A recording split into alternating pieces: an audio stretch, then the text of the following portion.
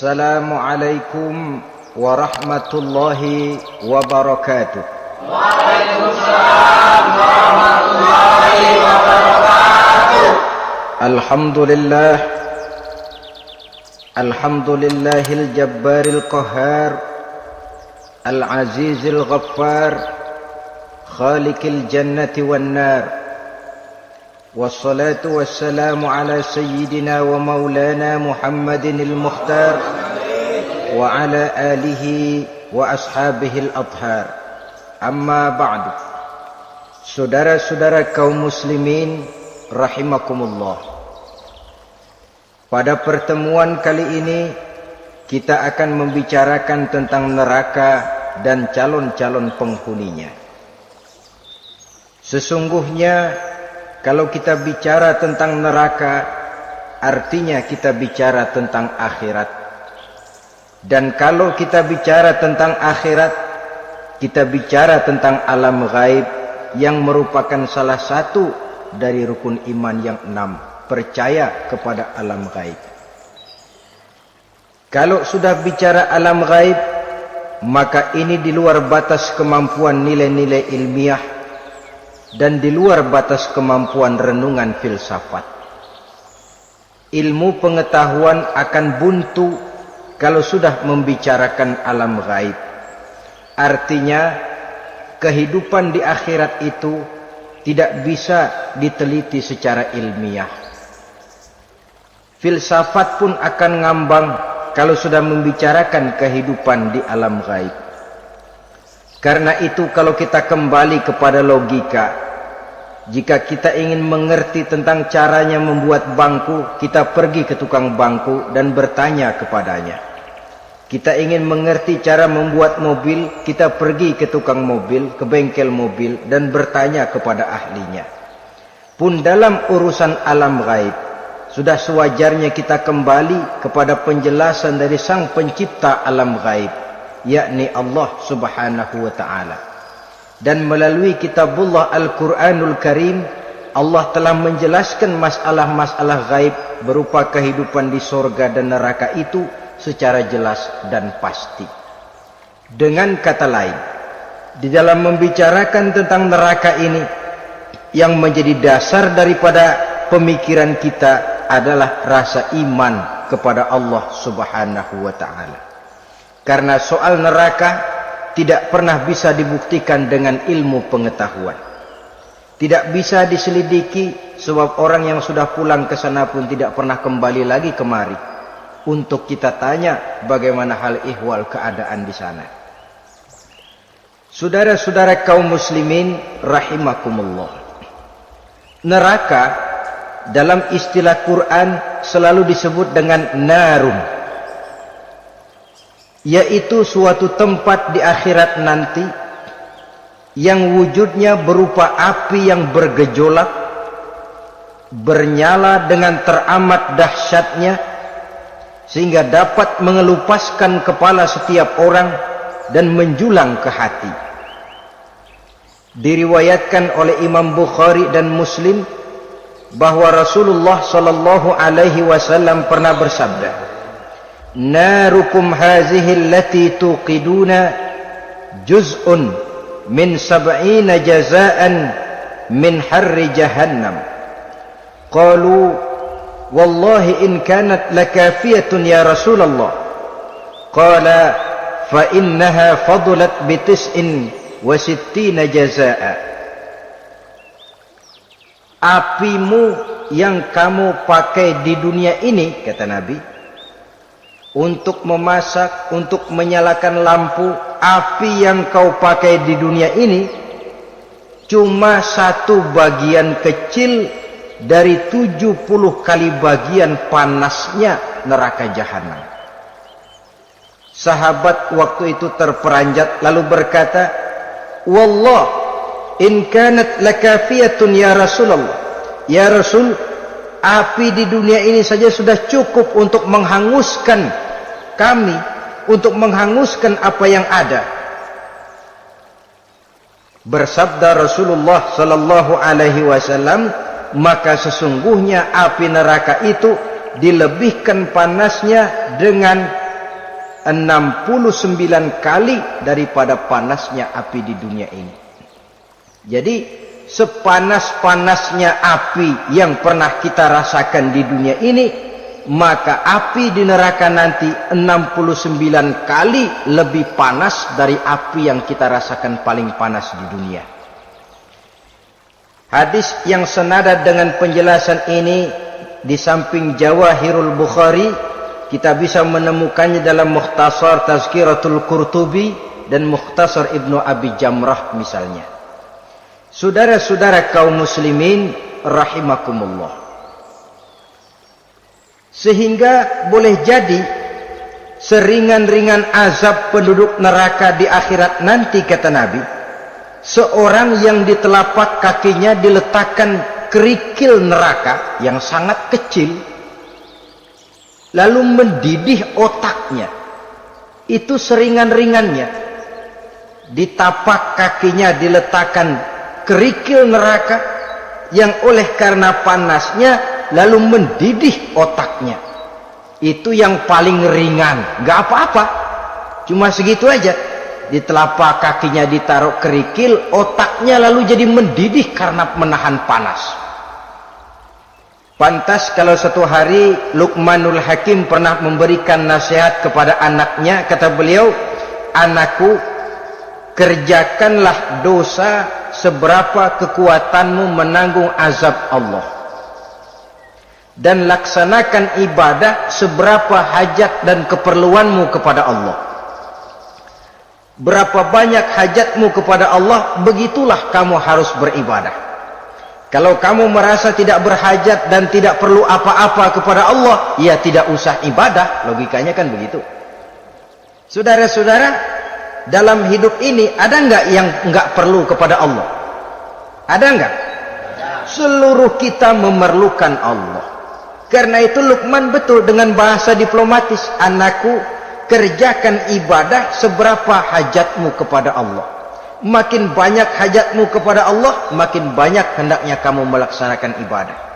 Tapi kalau kamu sudah merasa bisa hidup tanpa Allah, persilahkan kamu tidak usah ibadah.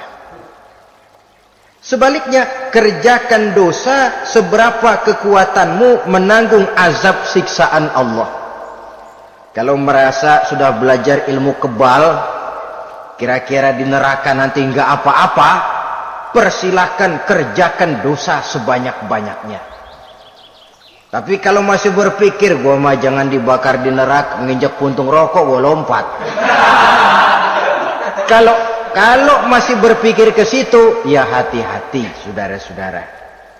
Nah, sebagaimana surga, neraka pun ada pintu-pintunya. Dan yang melalui pintu-pintu itu sesuai dengan dosa yang dia kerjakan pada waktu kehidupannya di dunia ini. Jadi setelah manusia diadili, mereka kumpul di padang mahsyar beramai-ramai. Yang mendapat kitab di tangan kanan, yang selamat dari proses pengadilan, yang sudah nyata lebih banyak kebaikannya daripada kesalahannya, wajah mereka berseri-seri.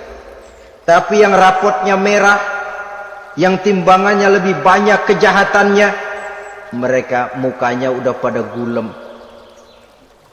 Di tengah itulah kedengaran pernyataan dari Allah Subhanahu wa taala, "Salamun qaulan min Rabbir Rahim." Ada ucapan selamat dari Allah, Tuhan yang Maha Pengasih dan Maha Penyayang. "Salamun alaikum." Selamatlah kamu, wahai orang-orang yang kelak akan sampai ke surga. Yang lulus di pengadilan dapat ucapan selamat dari Allah. Tapi pada saat itu juga Allah mengatakan, "Wamtazul yauma ayyuhal mujrimun." Pada hari ini, semua orang-orang yang kurang ajar, supaya minggir. Wamtazul yauma ayyuhal mujrimun. Orang-orang yang durjana, kelompok durhaka, para pembuat dosa, misah hari ini, minggir semuanya.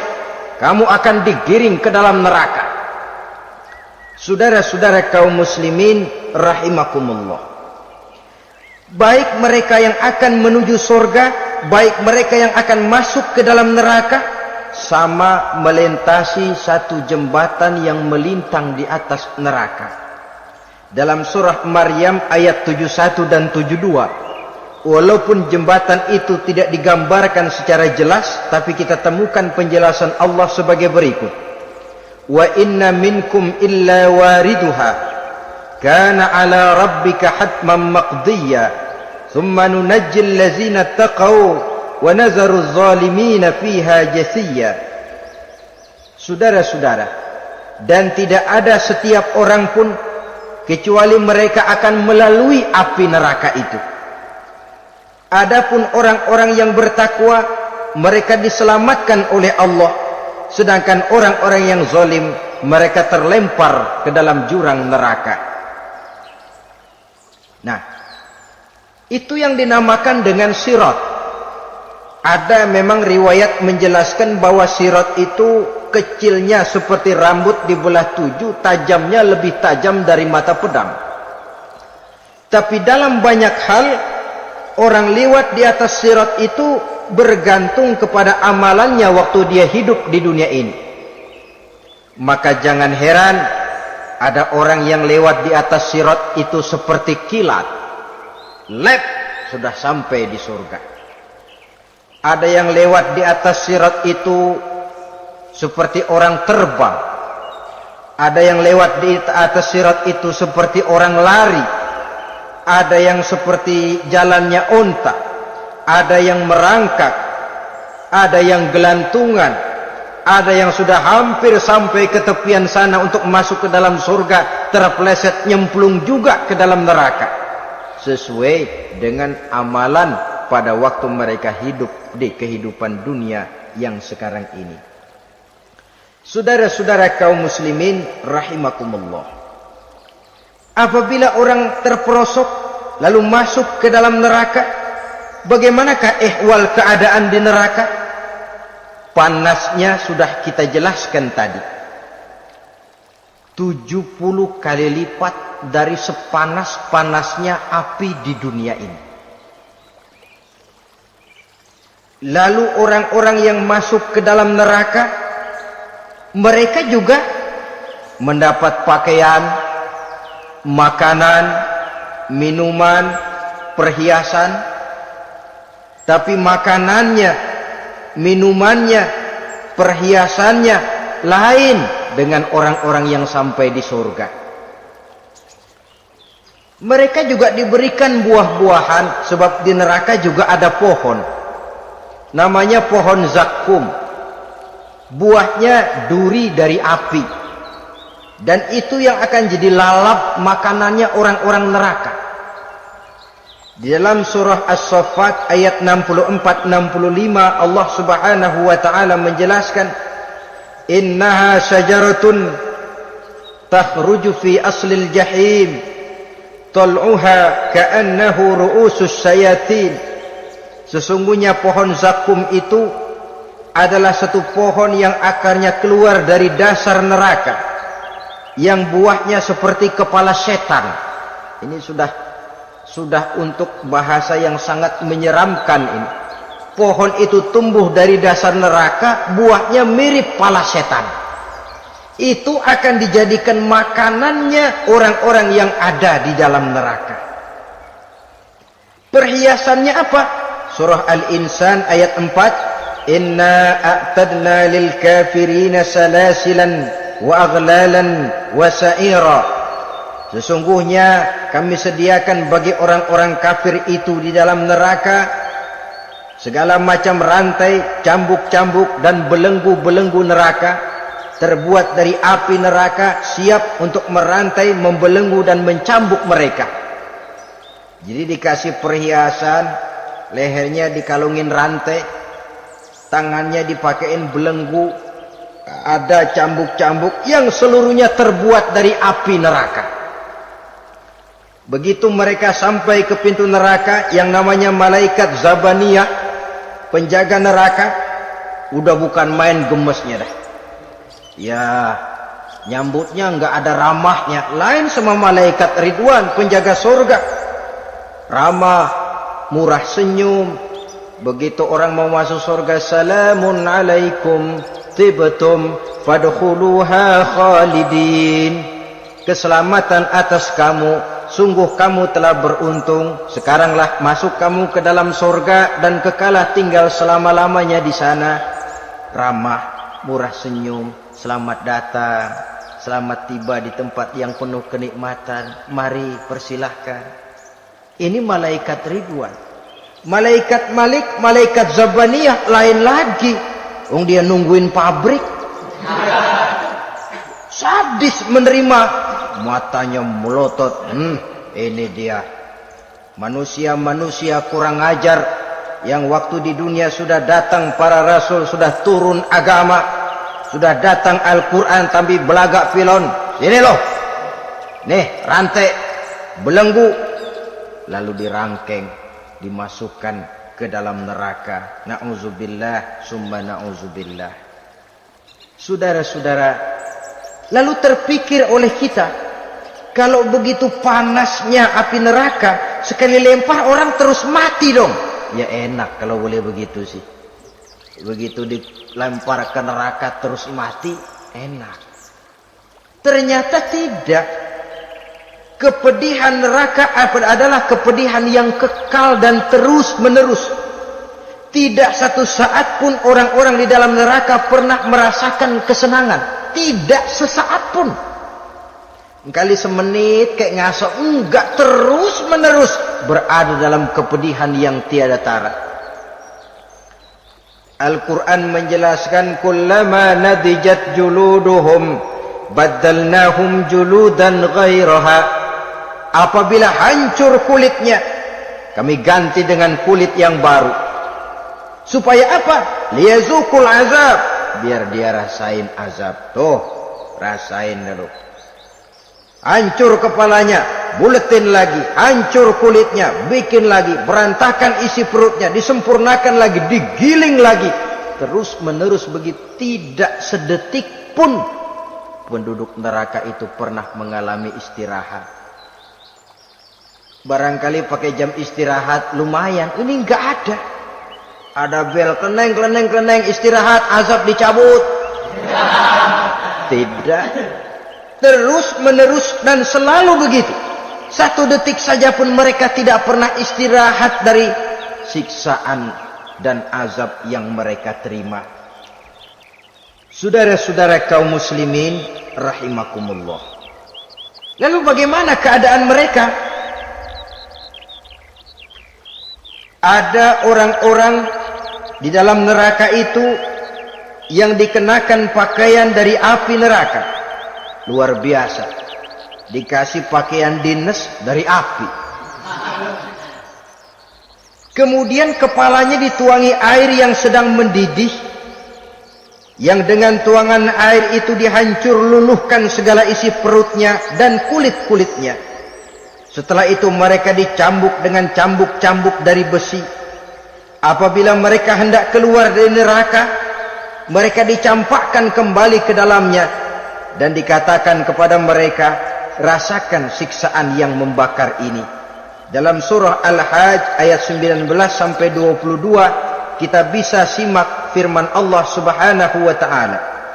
Fallazina kafaru qutti'at lahum siyabun min nar yusabbu min fawqi ru'usihimul jahim yus'aru bihi ma fi butunihim wal julud wa lahum maqami'u min hadid kullama aradu an yakhruju minha min ghammin u'idu fiha wa zuqu 'azabal hariq. Na'udzubillah summa na'udzubillah.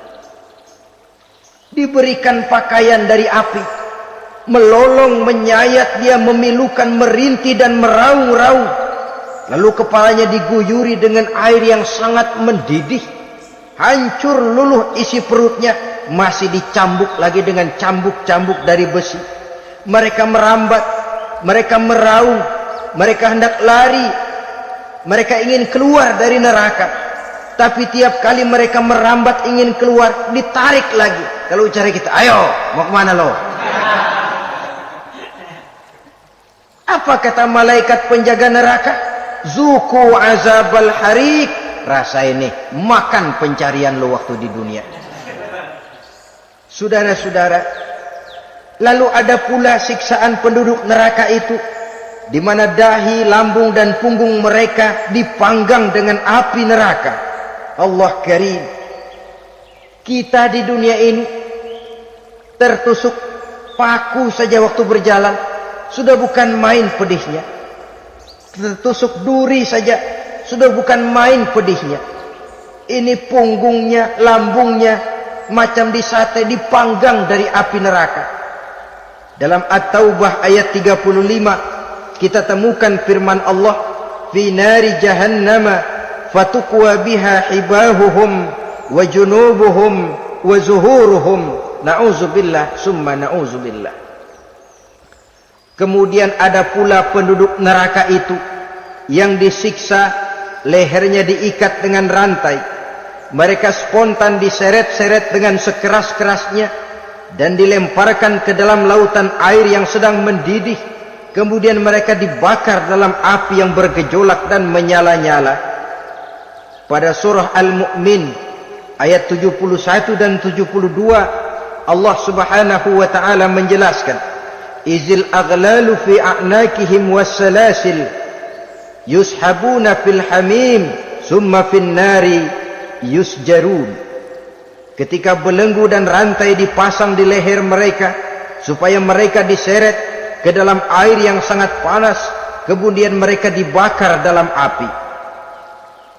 Ada lagi penduduk neraka yang dipegang jambulnya lalu diseret ke tengah-tengah neraka, kemudian kepalanya digerujuki dengan air yang mendidih seperti yang dijelaskan dalam surah Ad-Dukhan ayat 47 dan 49.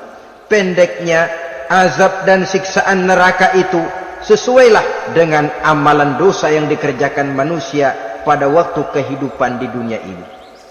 Maka dalam puncak perjalanan Mi'raj misalnya, kepada Rasulullah sallallahu alaihi wasallam diberikan berbagai macam penglihatan sebagai contoh dan tamsil dari kehidupan di dunia ini. Sejak dari penglihatan di jalan sampai kepada penglihatan surga dengan segala kenikmatannya dan neraka dengan seluruh azabnya, seluruhnya merupakan contoh teladan. Misalnya dalam perjalanan ketika hendak Mi'raj itu, sebelum berangkat Rasul disodorkan 2 minuman. Segelas berisi arak, segelas lagi berisi susu. Kata malaikat Jibril, ambillah salah satu minuman itu ya Muhammad. Lalu Rasul dengan tidak ragu-ragu, mantap betul beliau mengambil gelas yang berisi susu, lalu beliau minum. Setelah beliau minum itu, malaikat Jibril berkata, "Shaddaqta ya Muhammad." Engkau telah benar Muhammad. Laqad asabtal haq, pilihanmu tepat. Kenapa ya Jibril? Untung susu yang kamu minum Muhammad. Kalau arak yang kamu ambil, pasti umatmu bakal jadi umat yang teler semua. Ini pun satu contoh buat kita semua, bahwa dalam kehidupan kita selalu berhadapan dengan susu dan arak, berhadapan dengan hak dan batil, berhadapan dengan benar dan salah. Maka hati-hati kita jangan sampai salah pilih karenanya. Lalu yang ada kaitannya dengan persoalan kita, penglihatan yang diberikan Allah kepada beliau di neraka. Beliau melihat sekelompok orang dilontari kepalanya dengan batu dari api neraka. Tiap kali dilontari di kepala itu, hancur berkeping-keping, berantakan otaknya, lalu dibulatkan kembali. Setelah kepala itu bulat kembali, disambitin lagi, menjerit, meraung, merintih kesakitan, hancur kepalanya, berantakan otaknya, lalu dibulatkan lagi, terus menerus begitu, tidak pernah berhenti. Sampai Rasul bertanya, ya Jibril, ini orang kenapa kepalanya dilontari dengan api neraka sampai hancur lalu dibulatkan kembali? Kata malaikat Jibril, ya Muhammad, itulah contoh daripada umatmu yang berat untuk sujud kepada Allah Tuhannya. Itulah contoh dari umatmu yang waktu hidup di dunianya tidak pernah mendirikan solat sama sekali. Sombong yang paling sombong adalah sombong kepada Allah.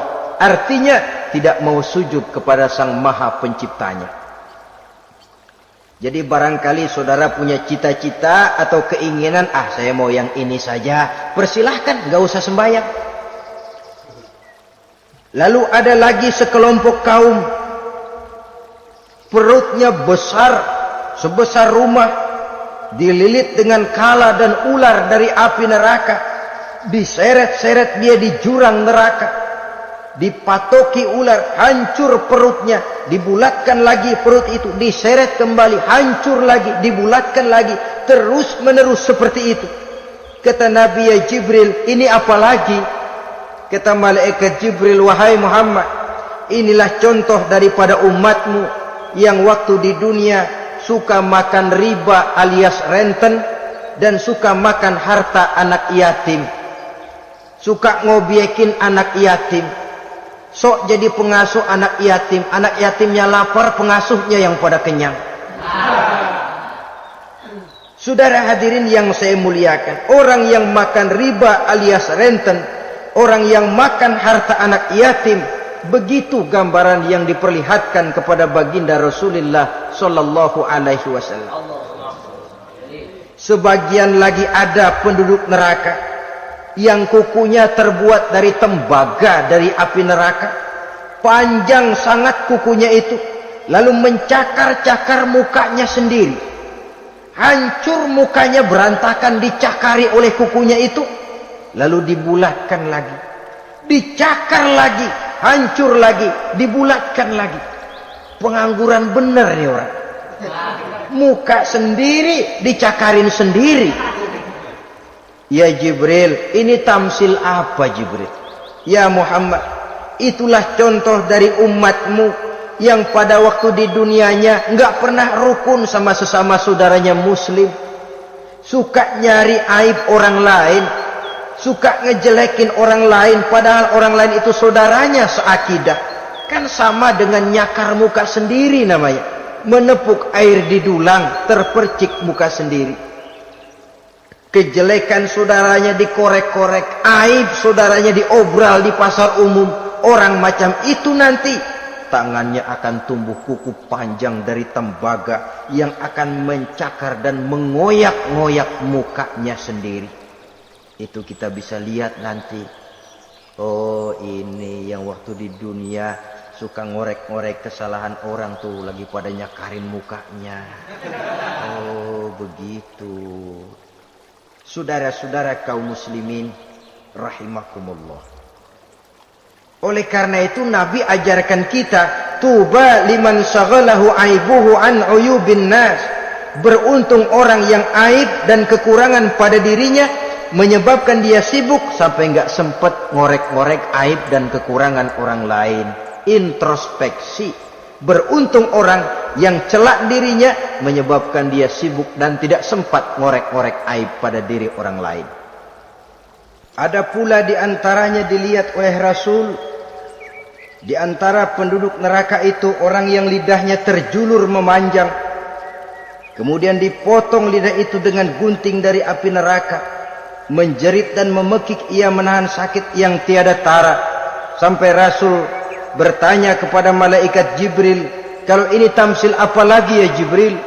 Kata malaikat Jibril, wahai Muhammad, inilah contoh dari umatmu, orang-orang yang waktu di dunia tidak pandai menjaga lidahnya, suka menggunjing orang, suka memfitnah orang, suka ghibah dan namimah, suka ngomongin orang di belakang yang bersangkutan.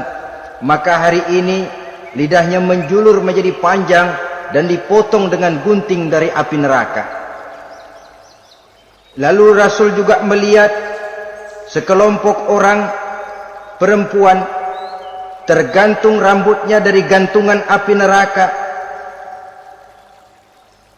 kemudian dipanggang dari duburnya sampai ke atas kepalanya dengan tombak dari api neraka, meraung dan merintih serta mengeluarkan nanah dari kemaluannya.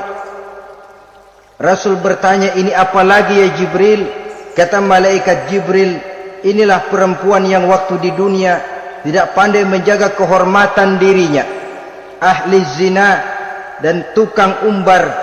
Saudara-saudara kaum muslimin rahimakumullah, banyak lagi tamsil-tamsil yang dicontohkan dalam puncak perjalanan Mi'raj yang seluruhnya merupakan peringatan bagi kita umat Rasulullah sallallahu alaihi wasallam.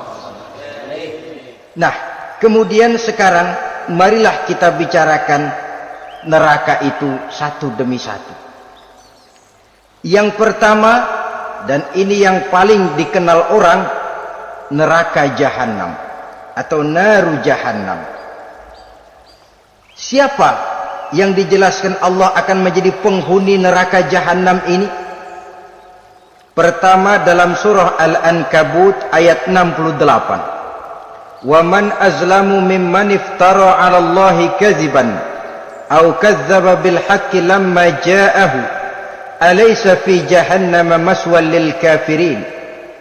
Adapun orang-orang yang zalim kepada Allah, mendustakan ayat-ayat Allah dan mendustakan kebenaran setelah datang kebenaran itu, bukankah neraka Jahannam merupakan tempat kembali bagi orang-orang kafir? Jadi dalam Al-Ankabut ayat 68 ini dijelaskan penduduk neraka Jahannam itu pertama adalah orang-orang kafir. Siapa orang kafir? Menurut keyakinan akidah kita, setiap orang di luar Islam adalah kafir. Kemudian yang kedua dalam surah Al-Hijr ayat 42 dan 43, penduduk neraka Jahannam itu, inna ibadi laisa laka alaihim sultanun illa man ittaba'aka minal ghawin wa inna jahannama la maw'iduhum ajma'in. Sesungguhnya hamba-hambaku tidak akan bisa kamu kuasai, hai iblis, kecuali mereka yang mengikuti tipu dayamu. Sesungguhnya neraka Jahannamlah tempat mereka seluruhnya. Kalau kita perhatikan ayat ini, maka penghuni neraka Jahannam yang kedua adalah para pengikut setan. Para pengikut setan dengan seluruh ajaran-ajaran yang dilancarkan oleh setan. Padahal pada saat hendak masuk neraka, setan jelas cuci tangan. Tugasnya cuma bagaimana mencari pengikut sebanyak-banyaknya yang akan nemenin dia di neraka nanti. Tapi pada saat orang digiring ke dalam neraka, setan cuci tangan. Mungkin orang menuntut, setan, gue ngikutin elu, sekarang kenapa jadi kemari? Nah, gue bilang juga apa? Kata setan, gue bilang juga apa, lu kenapa ngikutin?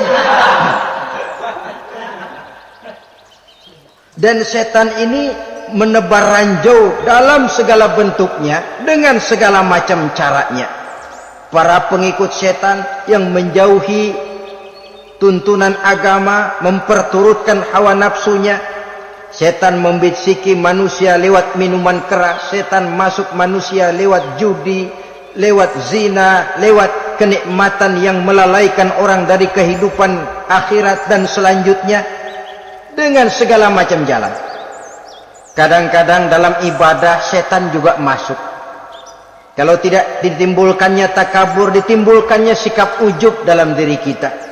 Timbul rasa diri lebih benar dari orang lain, dan ini jelek. Timbul rasa nganggap enteng orang lain. Itu kan ujub, nggak dikelihatanin orang, cuma hatinya aja ngomong sendirian. Kalau gue lihat di kampung ini nggak ada yang kayak gue. Bayangnya kayak ibadahnya kayak udah aing pang paling nak yo di dia.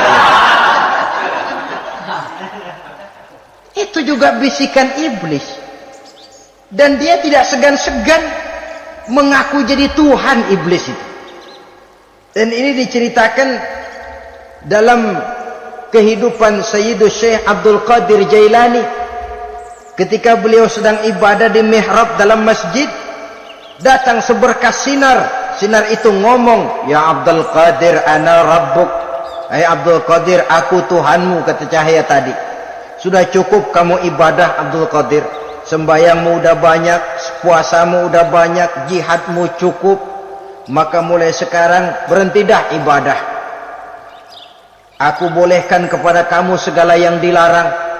Cuma yang didatangi Syekh Abdul Qadir.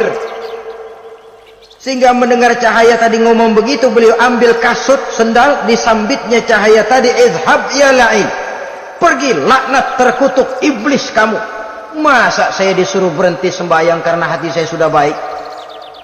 Kalau hati sudah baik lalu boleh berhenti sembahyang, mestinya yang paling dulu berhenti sembahyang Nabi Muhammad, sebab beliau orangnya paling baik. Tapi Nabi hatinya baik, sholat jalan terus, hukum halal haram berlaku. Ini kadang-kadang orang sekarang baru ibadah dikit banget merasa dapat bisikan katanya, wangsit. Ya berhenti sembahyang madep mulo, ndak madep ngudek sembahyang. Bikin ajaran yang aneh-aneh. Nah kalau satu orang boleh dapat wangsit, saya juga boleh dong ngomong dapat wangsit. Saya juga boleh dong mendirikan aliran kepercayaan. Saya ngilang dulu dari kampung saya kira-kira 3 tahun. Saya nyepi di kaki Gunung Salak, pulang piara jenggot, pakai belangkon. Di depan nama saya pakai embel-embel mbah. Saya ngaku dapat wangsit di Gunung Ano, mewahyukan kepada saya ano. Saya cari murid yang fanatik. Saudara-saudara kaum muslimin rahimakumullah, setan membisiki manusia hatta kita sedang ibadah sekalipun dibisikinya. Caranya, mula-mula dia bisikin, lu sembahyang buru-buru dah. Buru-buru udah. Akhirnya apa? Rukuk kita enggak sempurna, sujud kita enggak lengkap, tumakninah kita kurang, bacaan kita tajwidnya enggak kena. Kalau itu bisa kita atasin, kita sembahyang sebagaimana yang seharusnya, dia bisiki lewat jalan lain lagi. Suruhnya yang pendek-pendek aja dah. Atau habis sembahyang udah sigrah, udah jangan pakai wirid, jangan pakai zikir. Dengan segala macam jalan dibisikinya was-was ke dalam diri kita. Sehingga ada satu riwayat walaupun dhaif, tapi ini baik untuk dijadikan pelajaran. Konon iblis itu kalau subuh keliling dia, bawa kulit kambing, jarum sama tepung. Ditanya orang, iblis ini buat apa?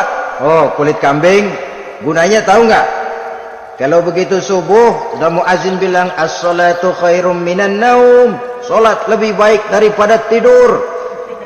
Maka ini kulit kambing mulai aku hamparkan buat hamba-hamba Muhammad. Jadi begitu dengar azan, cuma udah bikin anget udah tidur. Kenapa? Kulit kambing belis masuk.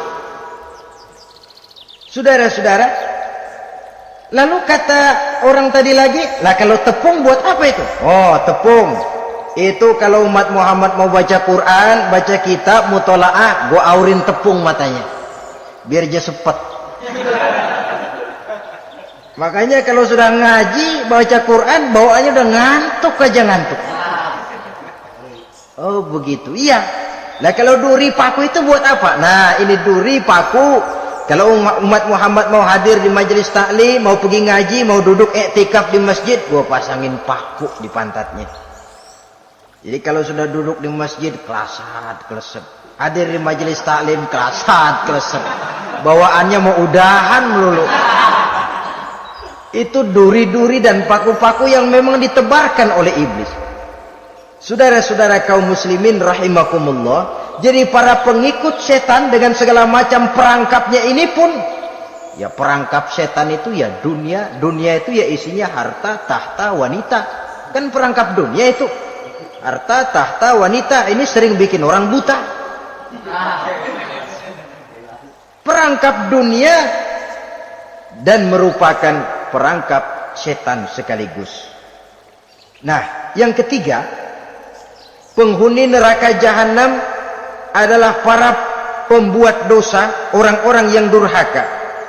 Dalam Toha ayat 74 Allah menjelaskan, innahu may ya'ti rabbahu mujriman fa inna lahu jahannam.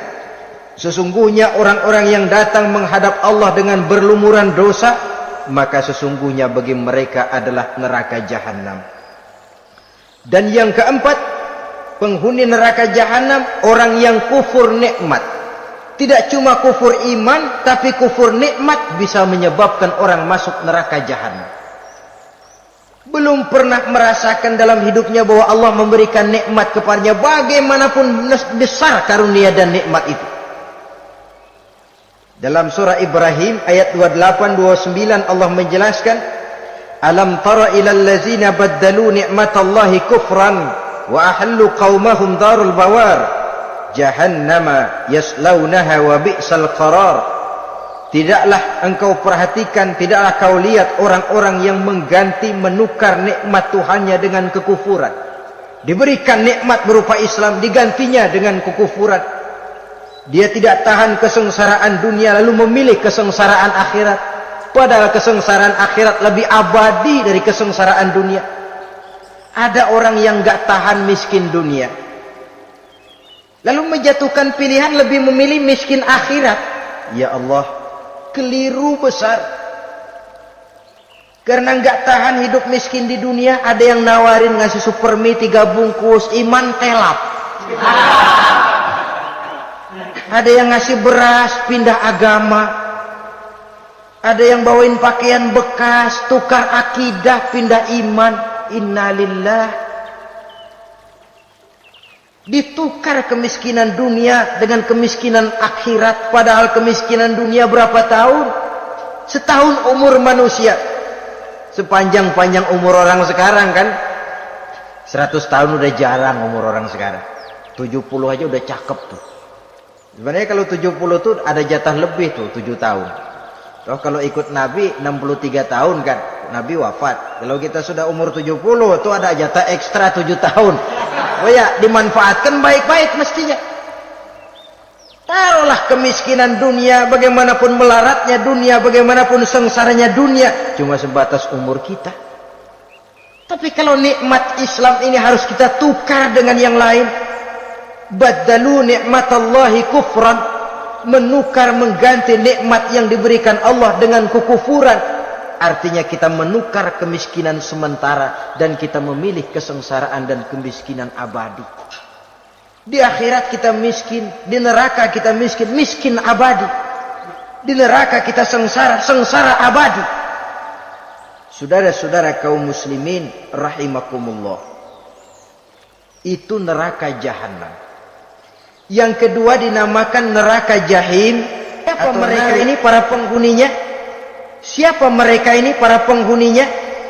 Pertama dalam surah At-Takatsur, yaitu orang-orang yang bermegah-megah dengan dunia, menumpuk-numpuk harta, lalu lupa dengan kesibukan harta itu, lupa kepada kehidupan yang akhirat nanti.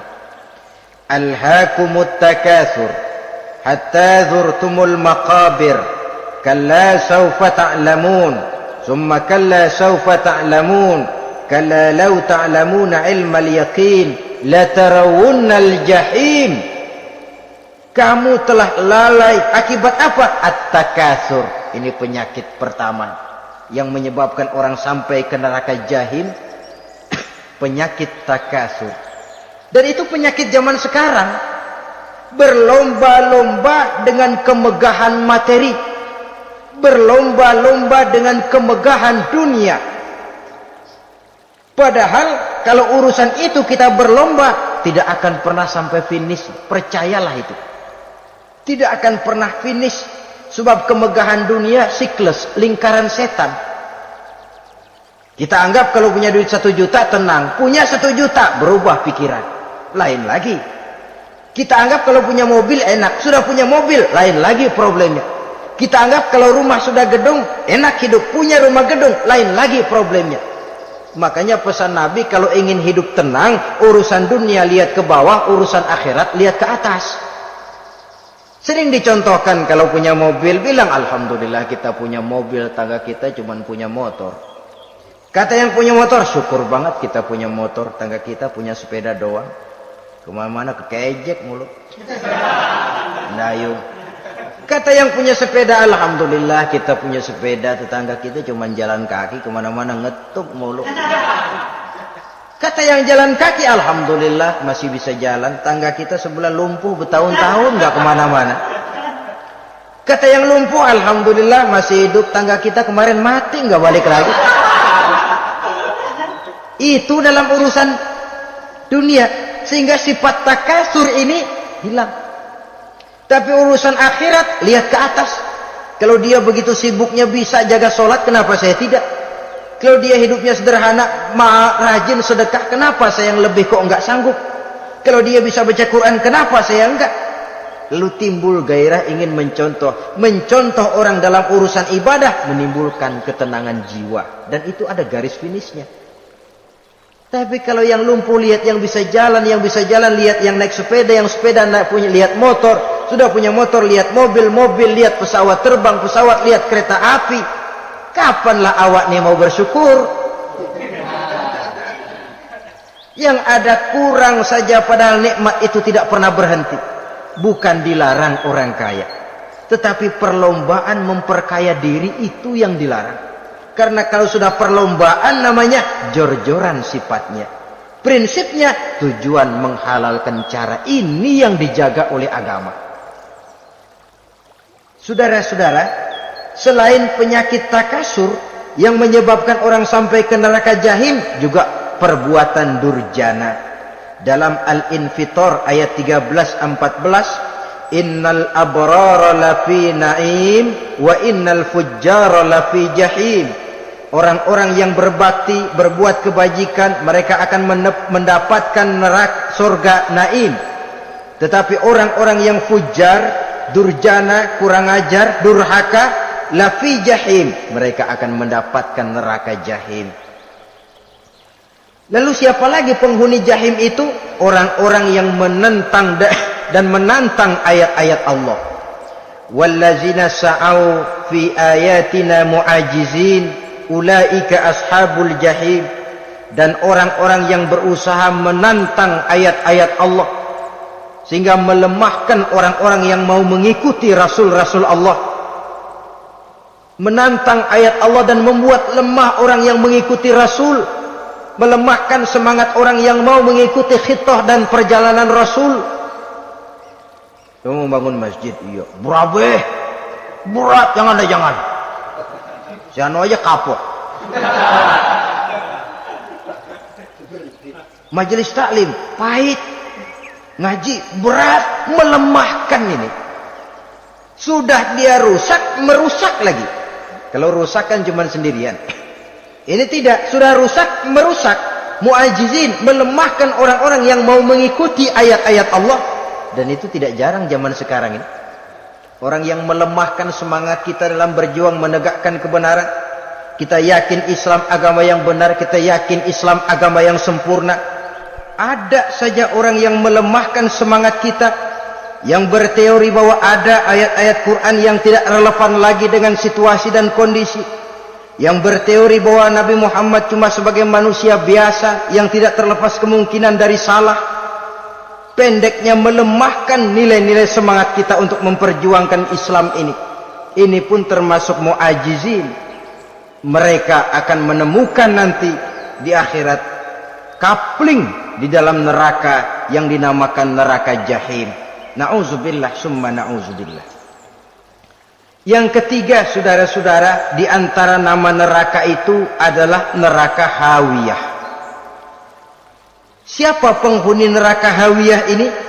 Dalam surah Al-Qari'ah ayat 8-11 dijelaskan secara simpel, wa amma man khaffat mawazinuhu fa ummuhu hawiyah. Adapun orang-orang yang ringan timbangan kebaikannya, maka tempatnya adalah neraka hawiyah. Artinya orang ini lebih berat timbangan kejahatannya, sedikit kebaikannya, sehingga jadi ringan di timbangan akhirat nanti. Solat, puasa, zakat, tapi dosa yang dikerjakan masih lebih banyak ketimbang kebaikan yang dikerjakannya itu. Maka orang semacam ini apabila tidak mendapat syafaat, maka dia akan masuk ke dalam neraka yang namanya neraka hawiyah. Lalu yang keempat, neraka wail. Dalam surah Al-Ma'un ayat 1-7, garis besarnya yang mendapat neraka wail adalah para pendusta agama. Siapa sih pendusta agama itu? Ara'aita allazi yukazzibu biddin? Tidakkah kamu lihat siapa orang-orang yang mendustakan agama? Mendustakan agama, beragama tapi bohong, solatnya bohong, hajinya bohong, puasanya bohong, mendustakan agama. Siapa mereka? Fadzalikal ladzi yad'ul yatim. Pertama, orang yang suka menghardik anak yatim. Anak yatim yang lemah, anak yatim yang tidak berdaya, yang hidup dipayungi kemiskinan dan kekurangan, bukan ditolongnya, malah dihardiknya. Jangan lupa, saudara yang sudah 2-3 kali pergi ke Makkah, saudara yang khusyuk dalam sujudnya, saudara yang mantap dalam puasanya, mungkin saja bisa terhalang masuk ke dalam surga, karena di samping rumah saudara ada anak yatim merintih menahan lapar dan haus. Saudara tahu, saudara mampu, tapi saudara diam saja, tidak mau mengulurkan tangan. Mungkin itu yang akan mengganjal saudara untuk masuk ke dalam surga. Wala yahuddu ala tu'amil miskin. Mereka membiarkan fakir miskin, tidak memberikan makan. Kemudian fawailul lil musallin. Mereka juga melalaikan solat. Allazina hum an solatihim sahun. Allazina hum yura'un. Mereka juga riak di dalam amalnya. Saudara hadirin kaum muslimin rahimakumullah, melalaikan solat, kemudian riak dengan amalnya, termasuk amalan solatnya. Kalau jadi imam, bahasanya dibuat sepasih-pasihnya, surahnya yang panjang-panjang, paling pendek sabihis sama wadduha. Tapi kalau solat sendirian cukup qul huwallahu ahad sama inna a'toinakal kautsar. Hilang lagi nilai keikhlasannya. Dan terakhir, mereka enggan untuk membayar zakat. Yang memenuhi ciri-ciri inilah yang dikatakan sebagai pendusta agama. Menghardik yatim, membiarkan fakir miskin, melalaikan solat, riya, dan enggan membayar zakat. Mereka divonis mendapat neraka wail, seperti dalam surah Al-Ma'un ayat 1 sampai dengan 7. Saudara-saudara kaum muslimin rahimakumullah. Yang kelima, neraka sa'ir. Neraka sa'ir ini pertama buat mereka yang memakan harta yatim. Kalau tadi tidak mau membantu, ini malah membantu tapi tujuannya malah ngobyekin anak yatim. Mereka yang memakan harta yatim, dalam An-Nisa ayat 10, innal ladzina ya'kuluna amwalal yatama zulman innama ya'kuluna fi butunihim nara wa sayaslawna sa'ira.